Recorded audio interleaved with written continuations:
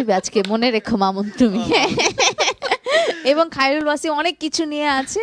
So আপনাদের অনেক অনেক ধন্যবাদ, কৃতজ্ঞতা, শ্রদ্ধা, ভালোবাসা। আপনারা না থাকলে আয়োজনটা জমতো না, যতটুকু জমার কথা ছিল তার থেকে অনেক বেশি জমেছে। এবার আমি গানে যাই। হ্যাঁ, সবকিছু তো বলে দিলেন। আমি কি বলার আছে?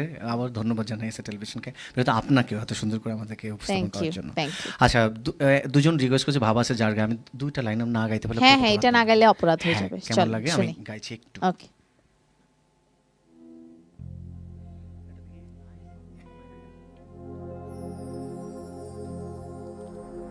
মক্কা কি মদিনা